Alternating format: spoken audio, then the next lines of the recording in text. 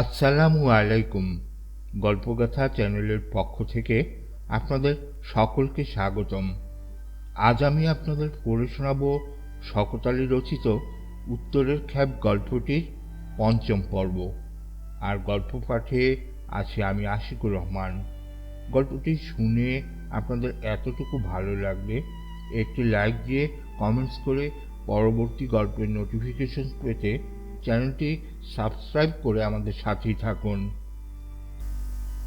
অধ্যায় 10। নিশাত পথ চেয়ে বসেছিল। স্বামীকে গম্ভীর মুখে বাড়িতে ফিরতে দেখে তার মনে নতুন এক দুশ্চিন্তা জেগে উঠল। মুখে কিছু বলল না, একবারও জানতে চাইল না যে অত সকালে কোথায় গিয়েছিল শব্দর আলী। কিন্তু কাজে যাবার তাড়া নেই কেন? তার কান্না পেতে লাগল। নিজের দুর্ভাবনার কথা কেন বলতে এলো সে? তার মামা যে খবরটা নিয়ে এসেছিল তার সত্যি মিথ্যেটা যাচাই হওয়া পর্যন্ত অন্তত অপেক্ষা করতে পারত। সে সংসারের কাজ করার ফাঁকে ফাঁকে একবার বারান্দার কাছে আসে, তারপর স্বামীকে একইভাবে চিত হয়ে শুয়ে থাকতে দেখে ফিরে যায়। লক্ষ্য করে হুঁশ নেই চারিদিকের কোনো ব্যাপারে। নাস্তা তৈরি হতে দেরি হয়ে যায়। হায়দার বিছানা থেকে উঠে কাছে দাঁড়ালেও নিশাত ছেলেকে রোজকার মতো কাছে টেনে নেয় না। হায়দার বাড়ির অস্বাভাবিক ভাবটা টের পায়। সেও কিছু বলে না, নিজেই মুখ ধুয়ে এসে চুপচাপ নাস্তার বাটিটি নিয়ে বারান্দায় বসে এবং মা বাটিতে নাস্তা দিলে প্রায় নিঃশব্দে খেয়ে নেয়। আজ আর মায়ের বসার জন্য অপেক্ষা করে না, নিজেই কিছুক্ষণ বসে বসে পড়ে। তারপর একসময় বাড়ি থেকে বেরিয়ে যায়। ছেলে বেরিয়ে গেলে নিশাত স্বামীর নাস্তা এনে সামনে রাখে। শব্দর আলীর এবার খেয়াল হয়। সে স্ত্রীর দিকে তাকায় এবং দেখে নিশাত ভীরু চোখে তার দিকে তাকিয়ে আছে। সে তখন কাছে ডাকে, বলে, বউ, এখানে এসে বস, তোর সঙ্গে কথা আছে।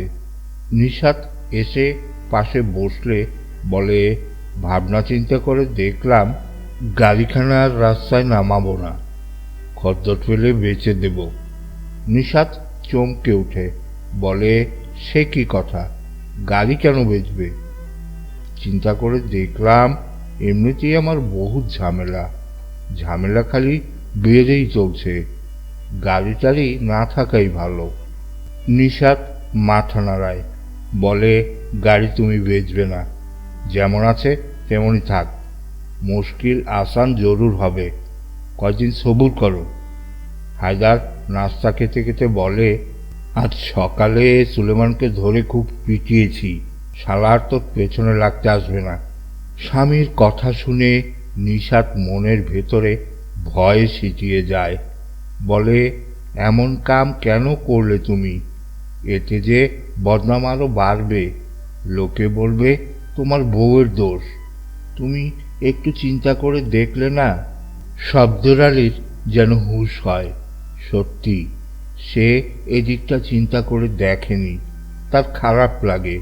মনে পড়ে সুলেমান এক হাতে তালি বাজে না বলে নিশাতের সম্পর্কে কুৎসিত একটা ইঙ্গিত করতে চেয়েছিল। এখন যদি ওই কথাটাই সে প্রচার করে দেয়, যদি কানাকানি শুরু হয়ে যায় যে বউয়ের সঙ্গে নোংরা সম্পর্ক থাকার জন্য শব্দর আলী সুলেমানকে ধরে পিটিয়ে দিয়েছে, তাহলে সে চিন্তা করে কুল পায় না। কল্পনায় দেখতে পায় সবাই তাকে আঙ্গুল দিয়ে দেখাচ্ছে আর বলছে, এই হলো শব্দর আলী, এরই বউ সুলেমানের সঙ্গে ফষ্টি নষ্টি করত। যতবার সে কল্পনায় দৃশ্যটা দেখে ততবারই তার মাথা গরম হয়ে যায়। তার মনের ভিতরটা অস্থির হয়ে থাকে সবসময়। একবার মনে হয় বউ ছেলের সঙ্গে নিয়ে অন্য কোথাও চলে যাবে, আবার ভাবে লোকে যা খুশি বলুক সে পরোয়া করবে না, এখানেই সে থেকে যাবে। যদি পালায় তাহলে একটা মিথ্যে ব্যাপারকেই মানুষের মনে পোক্ত করে দেওয়া হবে। মনে জোর আনে সে, কিন্তু তবু মনের অস্থিরতাটা দূর করতে পারে না। এদিকে গাড়ি নিয়েও তার চিন্তা, রাখবে না বিক্রি করে দেবে। দিলে ভবিষ্যতে কখনো ফের কিনতে পারবে সে ভরসা সে করতে পারে না। ফলে শব্দরালির দিন কাটে উত্তেজনায়, অস্থিরতায় আর সিদ্ধান্তহীনতায়। নিশাত একদিন প্রস্তাব করে, আমার মামুর কাছে টাকা চাইলে হয় না?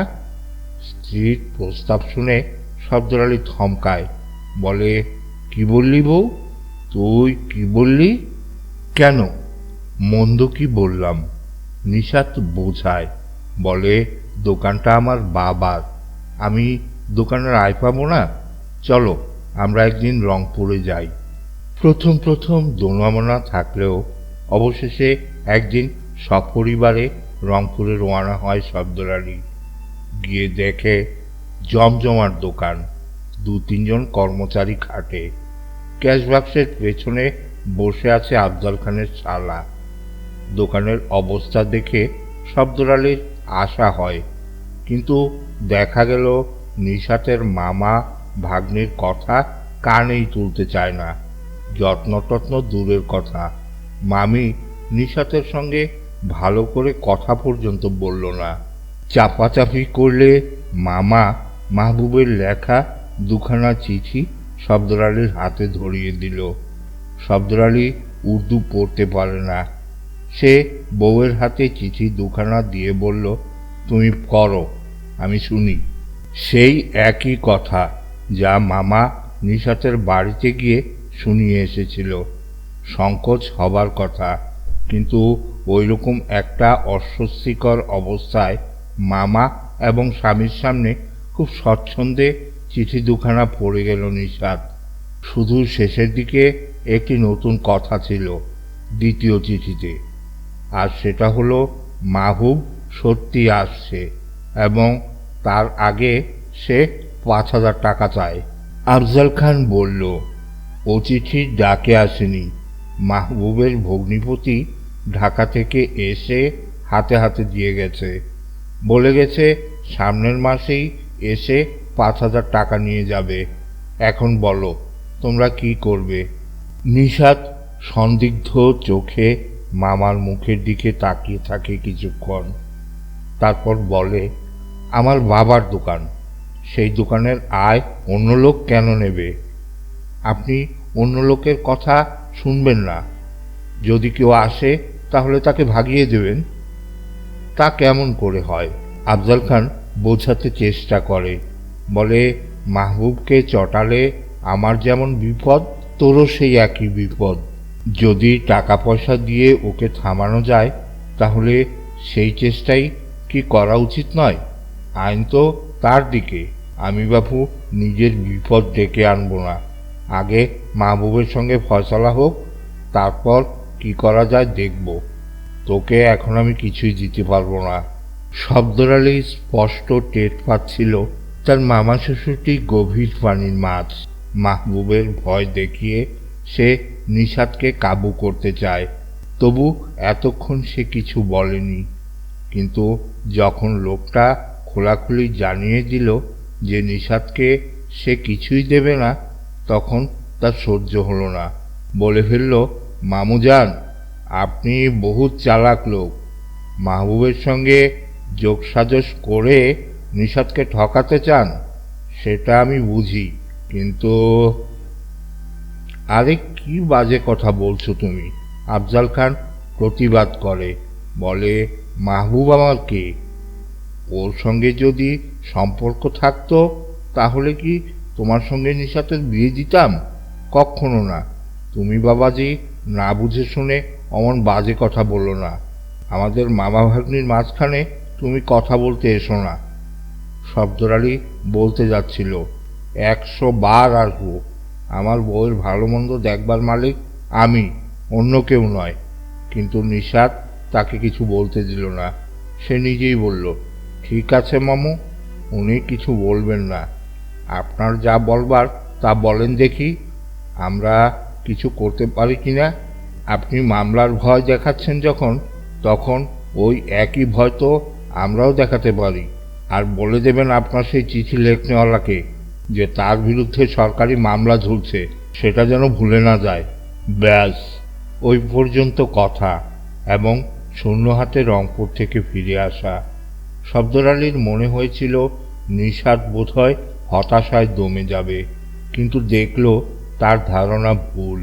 সে দেখে বউ যেন গা ঝাড়া দিয়ে উঠেছে। সে এখন সংসারের কাজ বেশি উৎসাহ নিয়ে করে, ছেলের দিকে মনোযোগ দেয়, স্বামীর বেশি যত্ন করে। আগে কখনো নিশাতকে সে উজ্জ্বল হতে দেখেনি, এখন দেখতে লাগলো।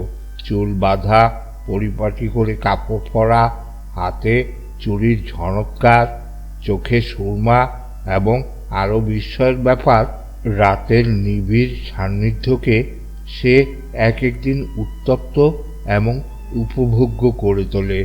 সফদর আলী অবাক হয়, এই নিশাত এতদিন কোথায় ছিল। নিশাত মুরগির সংখ্যা বাড়ায়, পাটনায় ছাগলের বাচ্চা কেনে দুটো, সেলাইয়ের কাজ জুটিয়ে আনে। তার কেমন ঝোঁক চেপে যায় যে সংসারের আয় সে বাড়াবেই। স্বামীকে নিষেধ করেছিল, কিন্তু এখন বলে যেমন করে হোক গাড়িখানা তুমি রাস্তায় নামাও। নিজের সঞ্চয় সোনার বালা দুখানি সে স্বামীর হাতে তুলে দিতে যায়, বলে এ দুটো নিয়ে যাও, দেখো যদি কোনো কাজে লাগে। এমনিতে তো আমার কোনোই কাজে লাগছে না। বলা বাহুল্য, সফদর আলী রাজি হয় না, বলে দাঁড়া না, এত অস্থির হচ্ছিস কেন, একটা কিছু ব্যবস্থা নিশ্চয়ই হবে। ব্যবস্থাটা হয়েও যায়। সে চালাতো মুসাব্বির মুন্সির গাড়ি। তখন হেল্পার ড্রাইভারদের ইউনিয়ন গড়ার তোড়জোড় চলছে। একদিন মুন্সিজি ডেকে বলল, সফদর আলী, দেখো তুমি যেন আবার ওই ইউনিয়ন করতে যেও না। তুমি যেমন মুহাজির, আমিও তেমন মুহাজির, আমাদের হুশ করে চলতে হবে। সফদর আলী আন্দাজ করে বুড়ো বিপদের আশঙ্কা করছে। সে বলে, ঠিক আছে মুন্সিজি, আমি ইউনিয়নওয়ালাদের কথায় কান দেব না। আপনার দিকটা আমি দেখব, কিন্তু আমার দিকটাও আপনাকে দেখতে হবে। আপনি আমার গাড়িখানা চালু করে দিন। মুন্সি কি বুঝলো কে জানে, বলল, ঠিক আছে, ও গাড়ি আমার গ্যারেজে এনে রাখো, দেখি কি করা যায়। বুড়োর কথায় একটা অনিশ্চিত ভাব ছিল বটে, কিন্তু দেখা গেল গাড়িখানা চালু হয়ে গেল 7 দিনের মধ্যেই। তবে সফদর আলীকে সে গাড়ি চালাতে দিল না মুন্সি। বলল, আমি অন্যকে দিয়ে চালাই, তোর ধারটা শোধ হোক, তারপর তুই গাড়ি পাবি। 6 মাস রাখে মুন্সি গাড়িখানা। তারপর সফদর আলী সে গাড়ি হাতে পায়। হাতে পাওয়ার পর প্রথম কদিন তো ঘোরের মধ্যে কাটে তার। ছেলে বউকে নিয়ে রোজ বেড়াতে যায়, খালি ট্রাক ভো ভো করে ঘুরে বেড়াচ্ছে, কখনো শহরের মধ্যে, কখনো বাইরে। অহেতুক গ্যালন গ্যালন তেল পড়ে। নিশাত রাশ টানতে চাইলেও পারে না। সফদর বলে, বউ, তুই না বলিস না, নিজের গাড়ি চালাবার মতো ভাগ্য কজন ড্রাইভারের থাকে, আমাকে শখ মেটাতে দে।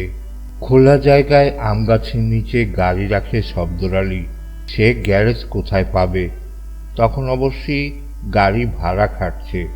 3 মাইল দূরের এক ভাটা থেকে ইট টানছে সে শহরে।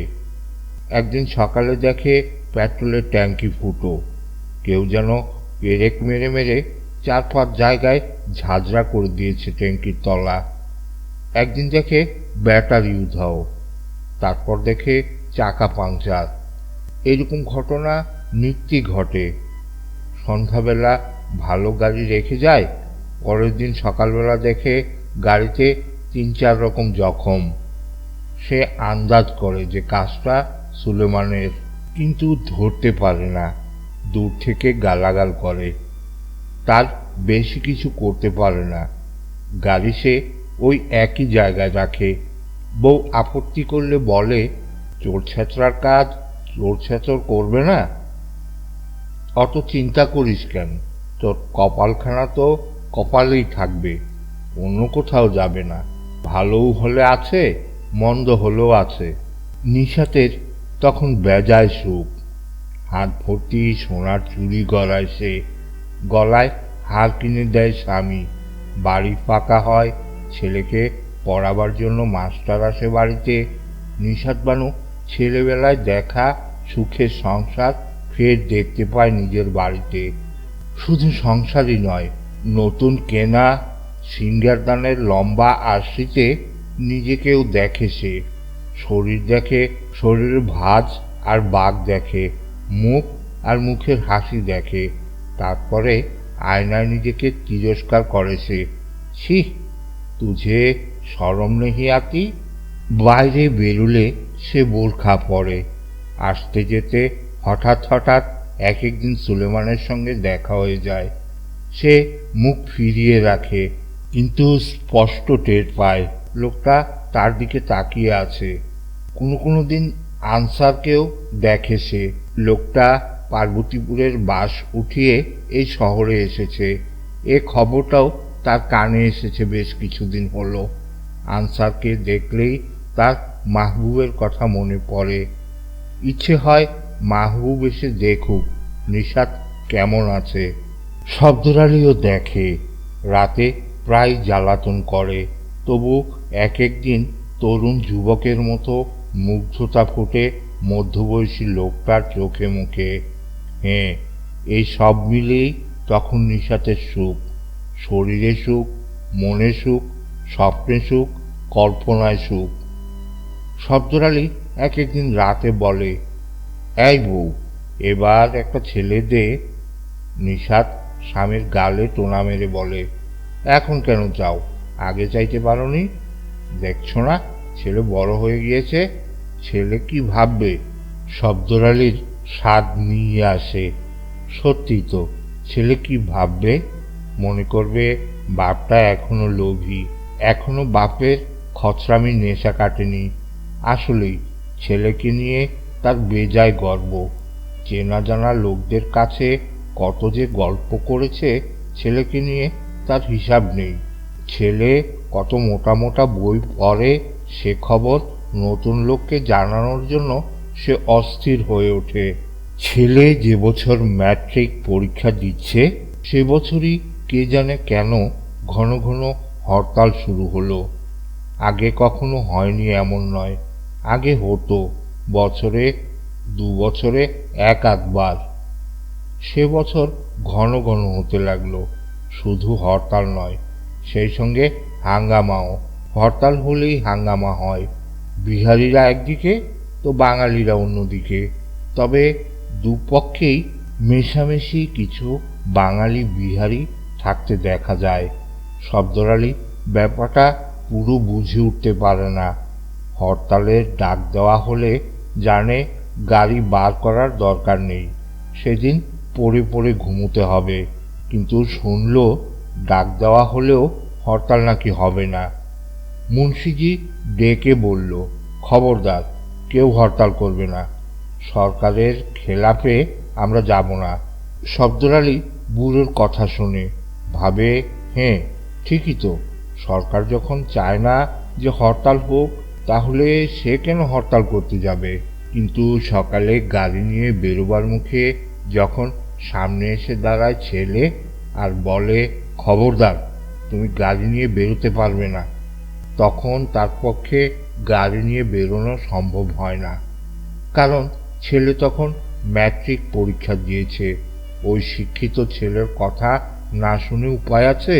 সে ছেলের কথা শোনে বটে, কিন্তু আবার এও দেখে যে হরতাল পুরোপুরি হয় না। চারিদিকের অবস্থা বেশ গোলমেলে। বিহারিরা সরকারের পক্ষে তো বাঙালিরা বিপক্ষে। অবশ্যই দুপক্ষেই অল্প কিছু মেশামেশি আছে, তবে সে এতই সামান্য যে তাতে মোটা দাগের ভাগটা টানতে অসুবিধে হয় না। এক একদিন মারামারিও হয়ে যায় দুপক্ষে, আর একবার যদি ওই রকম মারামারি হয় তাহলে তার জের চলতে থাকে দিনের পর দিন। একদিন হাঙ্গামার ঠিক মাঝখানে পড়ে গেল শব্দর আলী। ব্যাপারটা কি ঠিক করে বুঝে ওঠার আগেই দেখে তার গাড়ি ভেঙে চুরে মিসমার। লাঠি, বাঁশ, ইট এইসবের ঘা এসে পড়ছিল উইন্ডস্ক্রিনে, বনেটে, রেডিয়েটরে। তবুও তার খেয়াল নেই। সামনের দিকে তখন নজর। মিছিলটার মূল অংশ যেখানে দাঁড়িয়ে, লোকজনের দৌড়াদৌড়ির মধ্যেই সে সুলেমান আর আনসারকে স্পষ্ট দেখতে পাচ্ছিল। তার অবাক লাগছিল দেখে। লোক দুটো কেমন অনায়াসে বলছে, তোর দো, জ্বালা দো। ওই মুহূর্তে পুলিশের টহল গাড়ি ছুটে না এলে তার ট্রাক সেদিন পুড়ে ছাই হয়ে যেত। তবু ক্ষতি একেবারে কম হয়নি। উইন্ডস্ক্রিন ভেঙে চুরচুর, হেডলাইট দুটো উধাও, রেডিয়েটরের ভেতরে লোহার রড ঢুকিয়ে দেওয়া হয়েছে। সামনে পেছনে দুদিকের টায়ারই ছুরি মেরে বসানো। ওই গাড়ি ফের রাস্তায় নামাতে কয়েক হাজার টাকার ধাক্কা। ওসব রাগী লোকের এলোমেলো আঘাত নয়, শব্দর আলীর দেখে শুনে মনে হয়। ওই রকম ছোটাছুটি দৌড়াদৌড়ির মধ্যে অমন বাছা বাছা জায়গায় ঘা দেবে কেন? মিছিল করার সময় কি কেউ হাতে ছুরি নিয়ে বার হয়? যদিও বা হয়, ট্রাকের হেভি টায়ার ফাঁসাবার কায়দা কি সবার জানা থাকে? তারপরও কথা আছে, বনেট খুলে কার্বোরেটরে ওই সময় কে মুঠোভর্তি বালি ঢোকাতে যাবে? অর্থাৎ তার গাড়িখানা পোক্ত রকম জখম করার চেষ্টা করা হয়েছে। গাড়ি সারাবার জন্যে ওয়ার্কশপে যায় শব্দর আলী। ওয়ার্কশপের মালিক মুন্সিজির তখন ভিন্ন মূর্তি। বলে, পহেলা রুপিয়া পয়সা দো, উধার কোই কাম নেই হোগা। শুধু মুন্সিজি নয়, মোটর পার্টসের দোকানদার ইউনুস রিজভির মুখেও ওই একই কথা। বলে, না ভাই, উধার কুচ্ছু দেব না, কমসে কম 50% ক্যাশ দো। 50% মানে 3000 টাকা। হঠাৎ 3000 টাকা সে কোথায় পাবে? কাজ করছিল সরকারি কন্ট্রাক্টরের। পুরো ইট টানা হলে তবে না বিল পাস হওয়া, তারপর না পেমেন্ট। শব্দর আলী বিশ্রী ঝামেলায় পড়ে যায়। ট্রাক বাসের ব্যবসাটা পুরোপুরি বিহারিদের হাতে। সে কারো কাছ থেকেই কোনো রকম সাহায্য পায় না। লক্ষ্য করে ঘনিষ্ঠ বন্ধুরাই এখন তার দিকে অন্য নজরে তাকায়। কেউ কেউ ঠাট্টার ছলে বলেও ফেলে, साले तुम लोग कौम की दुश्मन, तुम्हारा साथ हम लोग का कोई रिश्ता नहीं रहेगा। भाঙা ট্রাক আম গাছের তলায় রোদে পড়ে, হাওয়ায় শুকোয়, কোনো দিন আবার বৃষ্টিতেও ভেজে। শব্দর আলীর 3000 টাকা আর জোগাড় হয় না। নিশাত তার গয়নাগুলো সামনে এনে রাখে, কিন্তু 10 ভরি সোনার দাম আর কত? বড়জোর 1000 টাকা। সে গয়না সরিয়ে রাখে, বলে ও দিয়ে কাজ হবে না। নিশাত সকাল সন্ধ্যা সুলেমানের বাড়ির দিকে তাকিয়ে অভিশাপ দেয়, বলে, খোদা করে उन लोगों का भी ऐसा हाल हो। अल्लाह माबूद इंसाफ करो, जिसने हम लोग का तकदीर तोड़ दिया, तूने उसका तकदीर भी तोड़ दे। রাগলে নিশাত উর্দু বলে। হায়দার মায়ের হাত ধরে দরজার কাছ থেকে টেনে আনে, বলে, মা, তুই চেল্লাচিল্লি কেন করিস? ওতে কি কারো ক্ষতি হয়? তুই চুপ করে থাক, একটা কিছু ব্যবস্থা হয়ে যাবে। কিন্তু কোনো ব্যবস্থা হয় না। ছেলে নিজের দেওয়া আশ্বাসের কথা ভুলে যায়। কলেজে তখন তার নানান উত্তেজনা। জালিম আয়ুব আর মোনেম খানের হাতে তখ্ত উল্টে গেছে। সামনে আসছে ইলেকশন। মজলুমের সুদিন আসতে আর দেরি নেই। সোনার বাংলা এই এলো বলে। উত্তরের খ্যাপ গল্পটির 5ম পর্ব এখানেই শেষ হলো।